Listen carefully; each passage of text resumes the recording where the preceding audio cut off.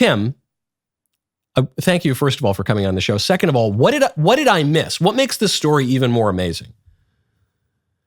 What's up, Mike? Great to see you. Thanks for having me on. It was a great clip. Like I said, what you missed was the provenance, so to speak, of the conspiracy against the Shroud, which took place in 1988. It's as compelling as some of the hard material evidence of the resurrection itself. So hopefully I can share some of that with you. But really, when you see the strong evidence of malice aforethought that the scientists had to really conspire to enact in 1988, it's very compelling because it shows if they hadn't done what they did, if they hadn't did basically a fraudulent test in 1988, it would have shown that it was authentic from all along. I was 7 years old. You always say that you were an atheist by your confirmation. I was an atheist by my first communion because of this. This is like the first step toward my atheism, I remember.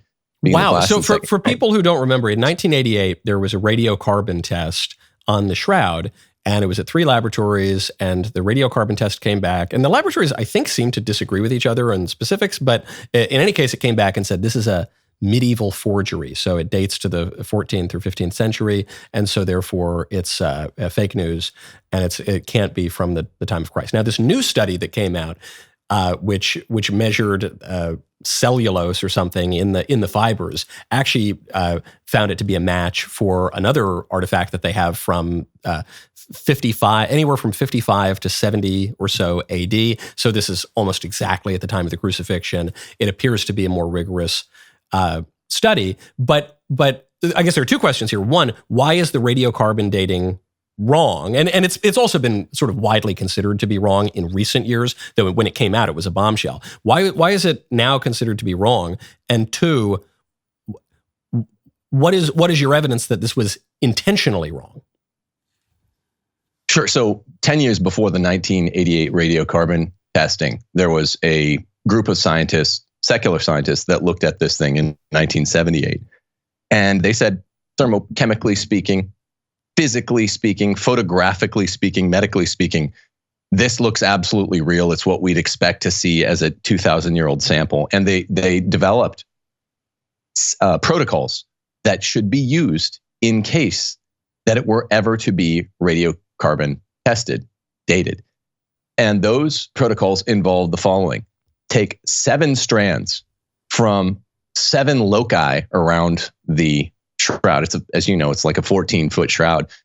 Take them randomly, maybe 3 on this side, 3 on this side, 1 in the middle, and send those 7 strands out to 7 labs. Now, what we were told 10 years later, after they'd done the radiocarbon dating, was, hey, they brought this thing to 3 different labs, and they all say that it dates to about the 1400s.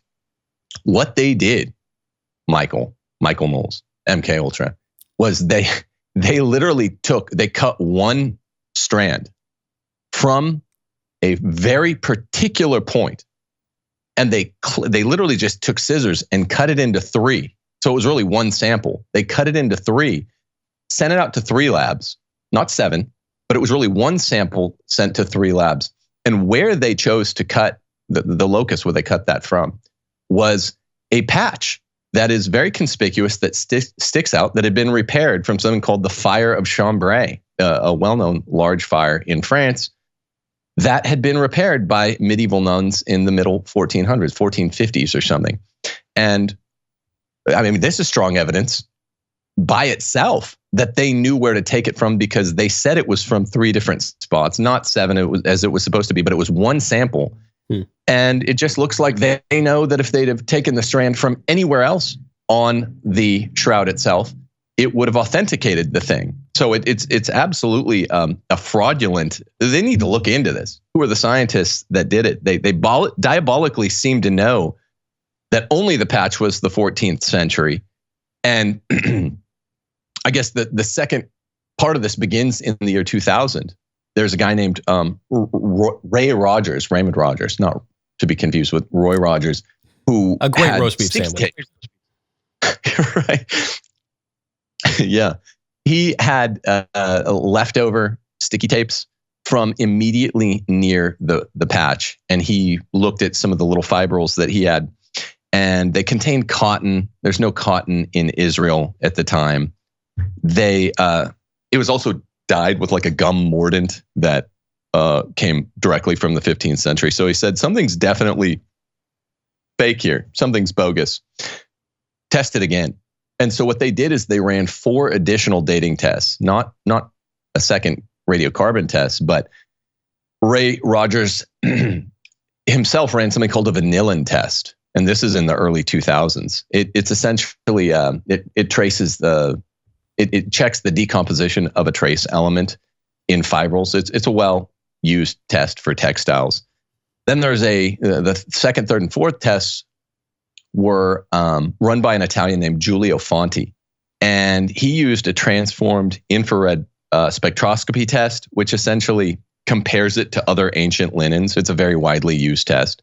He also Fonti ran a Raman laser spectroscopy, a different kind. It's less vulnerable to carbon absorption.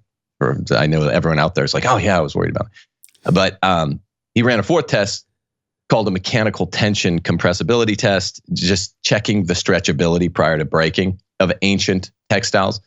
The midpoint of the average of all 4 of these tests, these were run in the early 2000s, dated it to 50 AD with a 96% certitude. That's pretty good. But then what's really a slam dunk that starts to blow minds is that they had 3 external references for not just date, but place and date. 50 AD is pretty good with I think plus or minus 200 years. So that's pretty good. That's, like you said, roughly the resurrection of our Lord. But the 3 external references, got to get this out. There's a guy called Max Frey, who in the world of pollen grains, I guess, is a really big deal. He's the MJ of the ancient pollen grains world. He's number one. He's the GOAT. I looked the guy up. He really is number one. And it's a big part of archaeology is looking up pollen grains.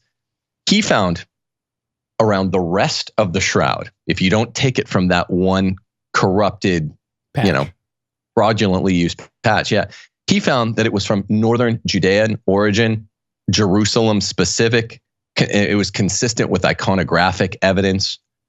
So that was really strong. So not only now is it about 2,000 years old, but it's from Israel. It gets better. The second sort of external reference is the fact that I remember this vaguely from 1988. They said that the coins on the man's eyes, these are fakes. In the 1400s, this is what they sold us, the pack of lies. In the 1400s, they didn't think we'd have the technology to really photo-negativize a version of the shroud. And so they used crappy numismatic fakes, Roman leptons that had 2 anomalies, 2 mistakes. Well, there are 5 of these coins in the world, and guess what they are? They're actually a special minting from AD 29 by none other than Pontius Pilate himself. He minted his own coins. There are only 5 of these things in the world, and those are what those coins are. Those were the mistakes that were labeled Fugazi. Absolutely incredible stuff. Now, the third external reference that is also just on par with the best like criminological evidence that we have today is the Sudarium Christi, aka the face cloth of Oviedo, was brought to Spain by Isidore of Seville. If you know Thomas Aquinas's works, you know Isidore. They used the digital overlay technique on this face cloth of Oviedo. The face cloth is what typically was used to carry decedent crucifixion victims from the cross to their graves so that people wouldn't see the liquids coming out of their mouth. The face cloth of Christ had a non-overlapping provenance with the shroud. We know exactly where both of them have been. They've never been in the same place.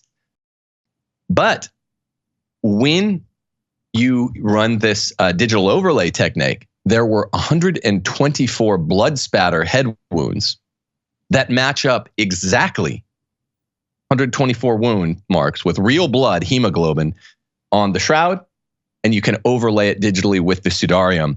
They've never been in the same place. You know how if you've ever watched Cold Case Files or your wife watches it, you know exactly how hard it is to match up the randomness, the entropy of blood spatter. So those match up exactly. 124 head wounds. You can't fake that stuff. It's AB positive blood that our Lord, we know our Lord had AB positive blood because all of the Eucharistic miracles that have ever been verified by the church were AB positive. For those who are unaware of what a Eucharistic miracle is, it's when, the understanding of what happens in the Holy Communion is that the Eucharist maintains the appearance of bread and wine, but it is transubstantiated into the body and blood and divinity of our Lord Jesus Christ. But sometimes, miraculously, the appearances actually give way to real blood. And so people are going to be very, very skeptical of this, as they have been for many years. But there are ways to test it. And so sometimes they'll test it and they'll say, no, actually, that was just mold or something. No, that's not a real miracle. But sometimes they say, no, this is blood. And what's strange about the Eucharistic miracles is that when they occur, they have been shown to be real blood, real human blood of a man from the Middle East with AB blood. So this particular type of blood. And that's been true, to my knowledge, every time the Eucharistic miracles have been tested. Absolutely. Yeah, the most famous recent Eucharistic miracle took place in the latter part of last century, actually in the archdiocese of our current pontiff in Buenos Aires. He was a famous atheist doctor named Dr. Zugabe. And when he was sent, because the church always sends it out to secular scientists, which was part of the problem, part of the cure, in 1988, he received what he had never seen. He could not explain. It was a Eucharistic host that had turned into heart muscle, and he could see from other, phenographical measures or something that it was roughly 2,000-year-old sample, but by what blood cell count, it had only just died. Like the night before. And he saw it was a Semitic man. It had properties that couldn't be measured. This is really typical of all of the verified ones. And that guy, Dr. Zugabe, became a Catholic. He's a huge spokesman. He was a well-known atheist beforehand, though. And then this is consistent with the bloodstains on the shroud. It's hemoglobin. It's not dye. It's not paint. It's bona fide hemoglobin. It's only a partial genetic profile, but it's enough to tell us that these wounds on the shroud are commensurate with Jesus's unique crucifixion, meaning there were pherins and other stress enzymes in the blood that actually indicated that he was being tortured in multiple parts of his body. You can tell a lot from blood, which is why that's the main thing you take at the doctor when you go once every 10 years, like me. The bloodstains originated before the image. This is really important. The serum of the blood on the shroud separated downward from the coagulated blood, from the coagulant. This is really important because of his vertical transfixion, because the man in the shroud, I won't say it's our Lord, was transfixed vertically because he was on the cross. Normally, the serum separates from the coagulant centrifugally around it. That's what happens if it's horizontal, but it's separated downward because he was on the cross. Right. Finally, we see wounds consistent with a crown of thorns, which is not the tiara, which is more kind of beautiful in our depictions of our Lord, but it's the full helmet. There's a gash in between the 5th and the 6th ribs from the Roman pilum. It's all real, like you say, where the periocardial sac spilled out blood and what looked like water, nails in feet and hands. We see the legionnaire's whip, which was famous for having those 3 tips. It's all there. And it all this is the really remarkable thing.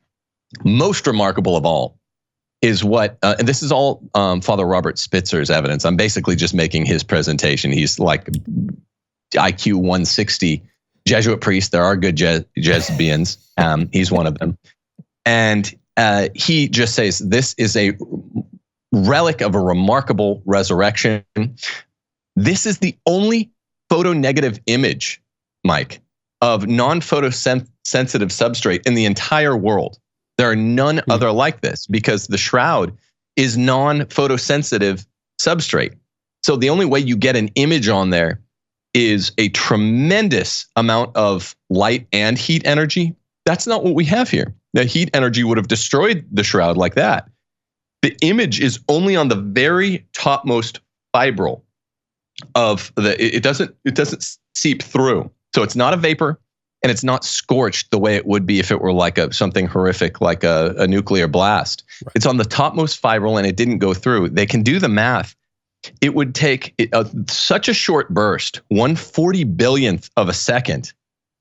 1/40 billionth of a second. The only thing that we have now that could make a burst that violent and that short without producing the accompanying heat energy is called the directional vacuum ultraviolet radiation. Like ARF lasers do this. You'd have to have all of them in the world. They're like 14,000. You can't do it. You can't get that amount of light energy without heat energy.